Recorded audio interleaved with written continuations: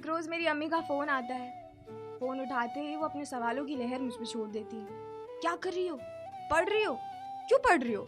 Call नहीं करी जाती तुमसे? हैं? याद नहीं आती तुमको? किसी की याद आती है तुमको? इतनी एरोगेंसी लेके कहाँ जाओगी तुम? हैं?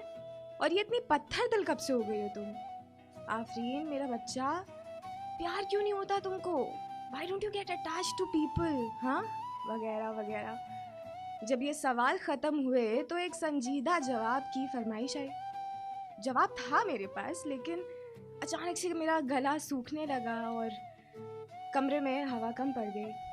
मैंने जो है अपना किताब रखी, अपना पेन बंद किया और अचानक से ऐसा लगा मानो बड़े दिनों से मैं कोई बड़ा प्यारा सा गाना सुन रही थी रिपीट मोड पे।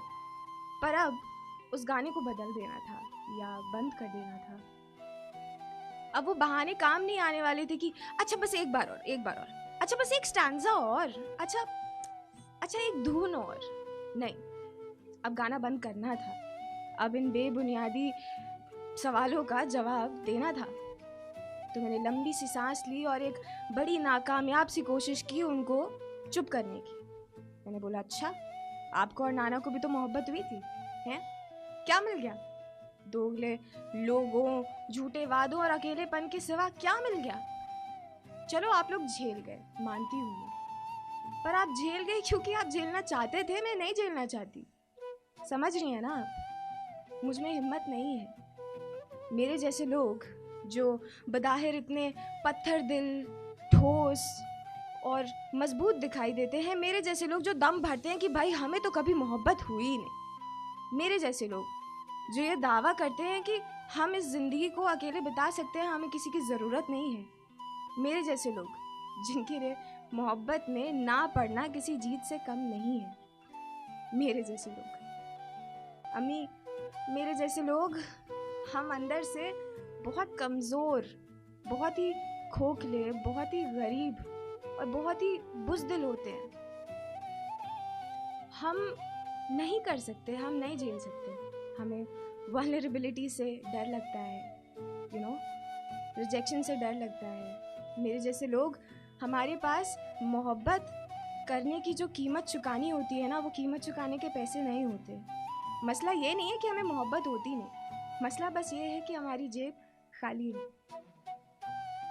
तो मेरे जैसे लोग, हम पैसे इकट्ठा करके एक बड़ा महंगा सा साफा खरीद लेते हैं, चादर, और उस चादर को ओढ़ते हैं कुछ इस तरीके से कि बस कुछ रह ना जाए।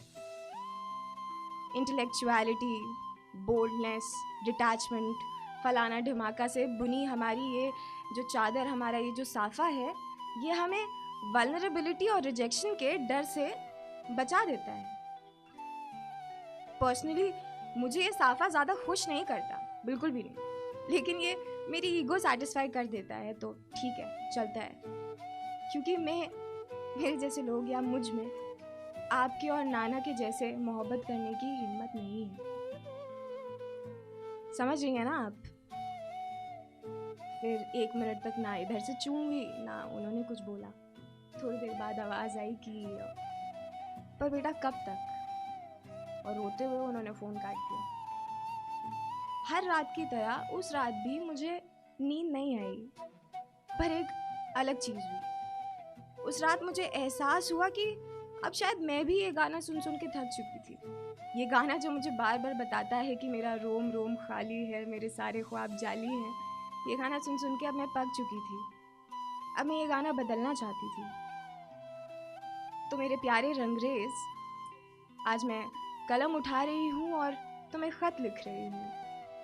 ख़त में वो सारी बातें लिख रही हूँ जो उस रोज़ मैंने अपनी अम्मी को बोली थी, और उम्मीद कर रही हूँ कि शायद तुम समझोगे।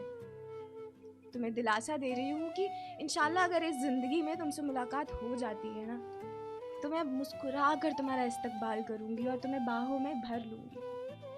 पूरी कोशिश करूँगी कोशिश करने की। और अगर गलती से भी तुम चले गए या तुम्हारा दम घुटने लगा ना, तो मैं तुम्हें रोकूंगी नहीं, और तुम्हारे जाने के बाद अपना दिल भी छोटा नहीं करूँगी। वादा रहा तुमसे, अपनी अम्मी से, कि वो साफ़ा उठाकर दोबारा पहनूंगी नहीं, क्योंकि अब उस साफ़े से मेरा भी दम घुटने लगा है।